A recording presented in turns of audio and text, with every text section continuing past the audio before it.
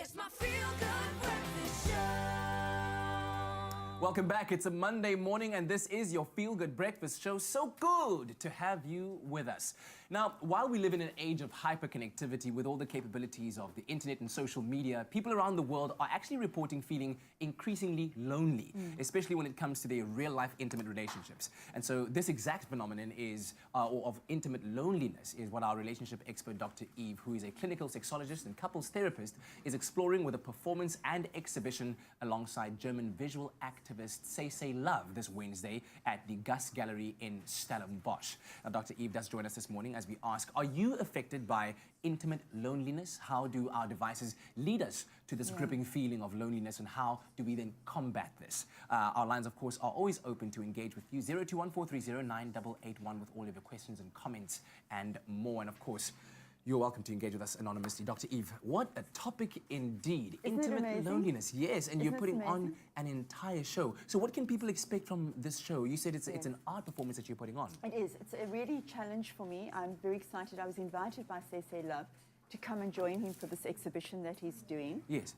His exhibition, he's a photographer, and he has got really an amazing body of work using mannequins, Kat, to actually exemplify the loneliness that we feel because of the social disconnect that we all have. Yeah. And the sex with things is looking at, is it because we're so digitally connected that we actually feel more lonely? Or are we lonely because we are so connected only online? Yeah. So I did have done a huge amount of research in preparation for my art performance, which is an experiential event. People are going to come into the gallery and it's for free. So if you're in Stellenbosch, come along to the GUS Gallery on Wednesday evening at 6 o'clock.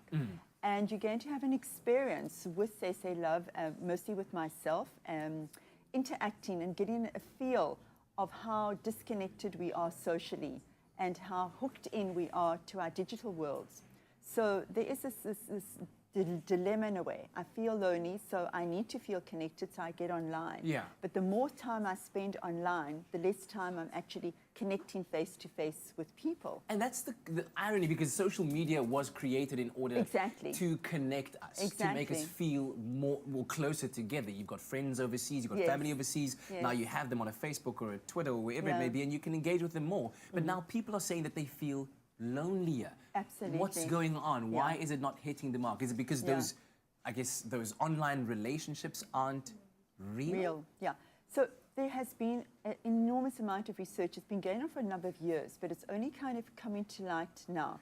And specifically, there's a woman called Dr. Julianne Holt-Landstad, who has done the really seminal work around loneliness. And what she's looking at is the health implications of loneliness. And the results are astounding. Loneliness kills us. So people who are defining themselves as lonely and or isolated have got a higher risk of mortality.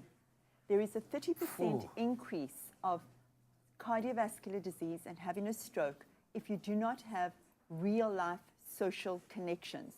We have got higher incidence of anxiety and depression if you do not have real-time social connections. Yeah.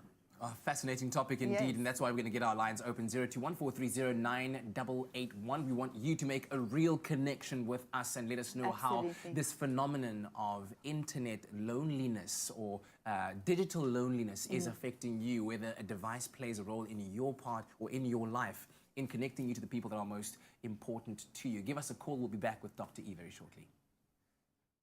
Well, as we do every Monday morning, we engage in relationship talk with our relationship expert, Dr. Eve, who, by the way, is on the brink of big things all around the world. Watch her on social media, okay, to catch up with what's happening. In fact, if you are following her there at Dr. Eve, you'll see that in her latest poll involving today's topic of conversation, she's asked the question whether you turn to your device for intimacy and connection. And 39% of you have said yes, you do. 24% and 24% say no, and sometimes. And 12% of you are unsure, because we're talking about intimate loneliness and how a lot of people, despite the fact that we have social media to feel more connected, are feeling more lonely.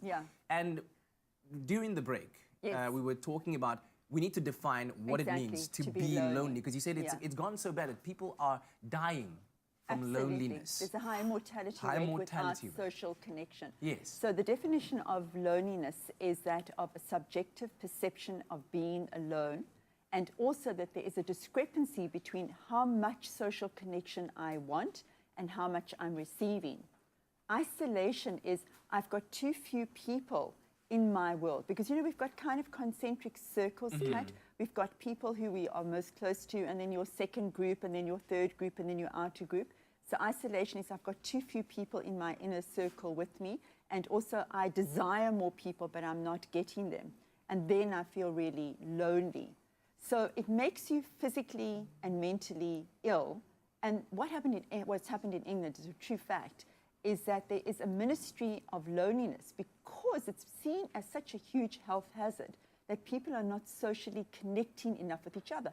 So I kind of want to challenge our viewers and say to you, why is it that you are not socially connecting more? What are the things that are getting in the way? Because we can't just blame technology and say, Yeah, it's just a factor of many. exactly, it's a factor of many. Have you moved and found that you haven't yet established a network with other people? People are very mobile today.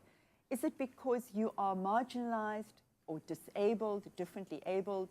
Is it because you are LGBTQI person and therefore you are feeling lonelier and you're not connecting and therefore, hooking into social media in a hope of feeling I am connecting with somebody? What are the reasons that you are feeling lonely? Because we know that people are feeling incredibly lonely. Yeah. Is there a way in which one could use social Yes. media for the very opposite effect of what we're talking about, Right. where it does really result in more valuable, tangible connections? Exactly right. So this is not about saying, let's throw away a device. It's not true at all. The purpose of using technology is to set up meetings in real life. That's how we should be using it. It's like, hey, hi, where are you? Let's meet up in real life. Let's plan to do that. Because the interesting part of this research as well, when we meet face to face, we are releasing neuropeptides that make us feel happier. Isn't that amazing? That is, And absolutely. it doesn't we want to feel good. Yeah, and it doesn't mean that you are sexual with somebody. It just means that, just like what we're doing right now, we're feeling happy because we're eyes gazing, we're looking, we're connecting, we're seeing a lot of cues that are happening. So we're releasing these good feelings. One of them being something called oxytocin, which is just fantastic. Yeah. It makes you feel good. Well, I'm getting my full dose of oxytocin just engaging in this conversation with you, because it is so eye-opening, and I hope that it is enlightening to you as well. In fact, if you'd like to engage with us on this topic, give us a call on 021-430-9881, and we'll be back just after this break. It's my feel-good breakfast show. It's too much sauce. Get in here, Dr. Eve. Oh, man, listen, the performance that we have coming up for you is going to blow your mind, and we were very, very excited during the ad break. So much so that we went to the sound check and danced. But you'll know why later on. Right now, let's get back onto the topic of our relationship talk with our expert. On a Monday morning, we're talking about intimate loneliness. The fact that despite the social media that we have, all the different accounts you may have on Facebook, Instagram, and Twitter, a lot of people are saying that they are a lot more lonelier, right? And we did say earlier on that there is a specific definition, and from a clinical point of view, when we talk about being lonely, what are some of those symptoms to know that you're lonely? I just want to say as well that one way to avoid being lonely is to dance, just like you did. I mean, look what you just did. You just that was amazing, went though. like that, and That you was just so went to- good. Yeah, So look, good. But look how fabulous you feel right now. You're connected with others in a group situation, and that's what we need to be doing. So symptoms of loneliness is when I'm feeling depressed, when I'm feeling very anxious, when I am feeling as if I can't eat, I can't function, I can't go to work, and then you get the physical symptoms that come along with that as well. Yeah. And then there's a low self-esteem that accompanies that. And then you begin to isolate because you just believe that you're absolutely no good to anybody else. We need to have validation. We need to have a mirror, Kat, where somebody looks and says, oh, you look really nice, or I really enjoyed what you did, or that was great work that you did. And when we cut ourselves off and when we just can't experience that, that's when your health just becomes, really problematic. So I think the strong message is if you're feeling lonely, and that can be in or out of a relationship, and I'm going to come back to that point, you want to do something about it. You want to reach out, because what we reach out for are things like alcohol, drugs, and our digital lives. Yeah. And that's self-destructive ways of dealing with feelings which are uncomfortable for us. Yeah. We've got a caller on the line, Yes. Geraldine, joining us from Durban. A very good morning to you, Geraldine. Hello. Thank you for taking my call. It's just hit the nail on the head with everything we've been discussing. I'm a pensioner. I can't walk to the shops because I've broken my hip 4 times. Yeah. I can't get to bridge. I can't get to Toastmasters. I can't get to the school where I was bursar, and it's just terrible. So, Geraldine, at the moment, incredible. what are you doing for some kind of social interaction? Do you have perhaps people coming to visit you, whether friends or family? How are you finding your way around your social circles with the challenges that you're facing? Well, the staff from the school where I was, a couple of them come and see me, but they've got their families and life as well, marking books, and they're also very busy. Yeah. But there's just no mental stimulation. And I've noticed that I just want to sit and stare into space. Thank you for sharing that with us, Geraldine. Whoa. It's a very, very, I think, strong position that you're in to be able to share with that. And, Absolutely. I really want to thank Geraldine for that. and that just maybe prompted a question from me that Yeah.